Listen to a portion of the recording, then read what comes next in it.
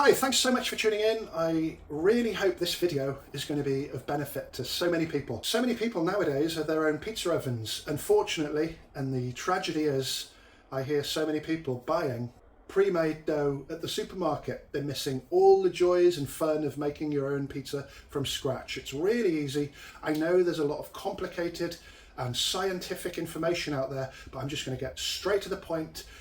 Follow the recipe. You're going to get fantastic results. Let's get to it. For this fantastic and simple dough recipe, you will need 500 grams of either 00 flour or all-purpose flour. You're looking for a protein content of around 12%, so do have a look at the packet. We're going to go for a 60% hydration, so I've got 300 grams or milliliters, which is the same thing, of warm water, half a teaspoon of ordinary dried yeast you can buy in the supermarket, that's 3 grams, and finally 1 teaspoon of salt, so that's 5 grams of salt. 1% salt is a really good benchmark to remember. The first thing we're going to do is dissolve the salt and the yeast in the warm water.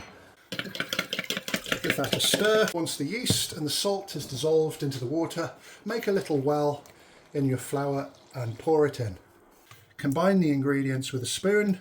Once it's more or less combined, it's time to get in with the hands and just give it a good knead at this moment, just so no dry flour can be seen.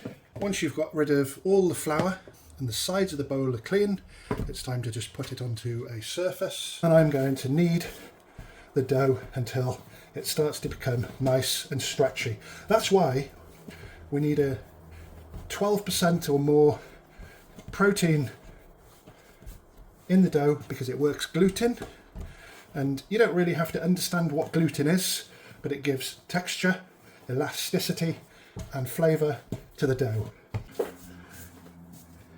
What do you want? I want to make some pizza dough. Great, so that's a great thing. Get the kids involved. Making these things from scratch early, it'll stay with them for life. Are you excited, Santana? Yeah, look how much excitement we get from making the dough, and people that are buying it from the supermarket are missing out, aren't they? So just after a couple of minutes, you can see how silky the dough has become and how out of breath I am from kneading. So if we pull out, you can see it pulls back. So the gluten has started to form, which is a good sign for beautiful pizza. So once everything's kneaded smooth, a little bit of oil. You can use olive oil if you want. You don't have to. You can use any oil you please. And I'm just going to put the dough in the bowl.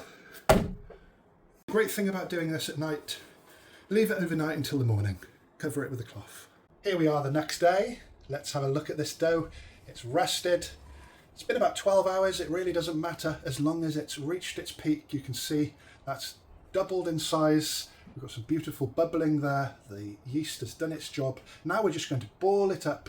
So we're going to take the pizza out. It's really easy to make it into 4 when it's already in this shape. Simply cut it up into 4 pieces.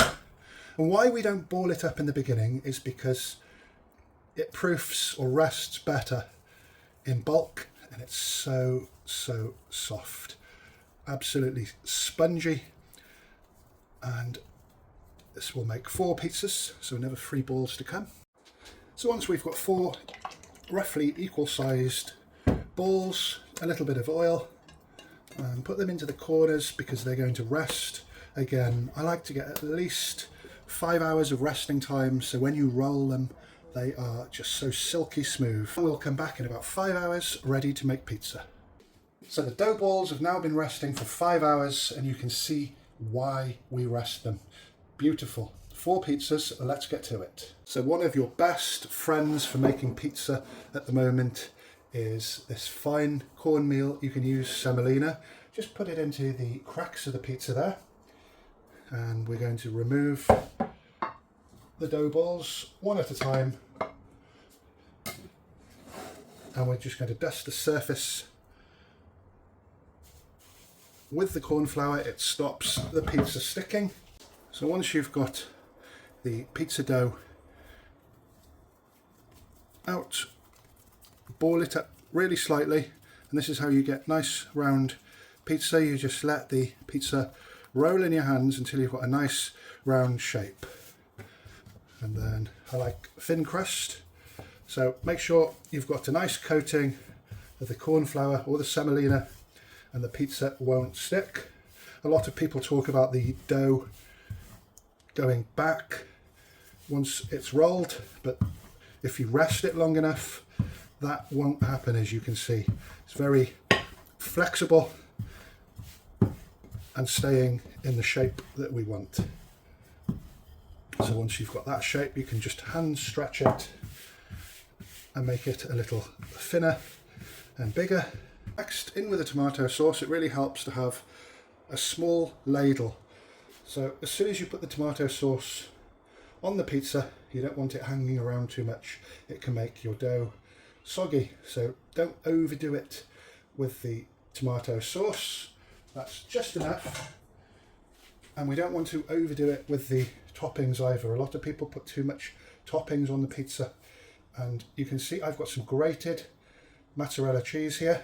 I find, unless you buy the very expensive mozzarella cheese, the most expensive you can find, the water content in the cheaper versions just create a lot of water on the top of the pizza when it's cooking. And now I'm just going to top that off with a little parmesan for added flavour, a little bit of oil to the peel, and again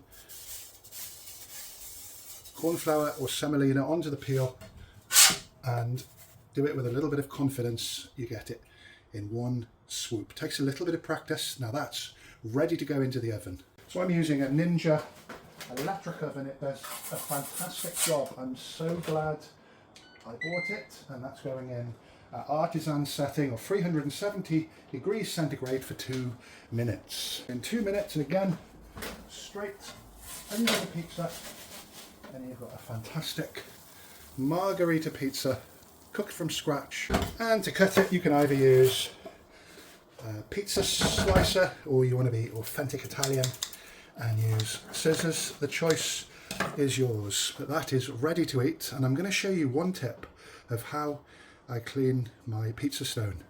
So with pizza ovens and pizza stones, you get a build-up of the corn flour. I simply use a metal brush, give it a blow, and it's as good as new again.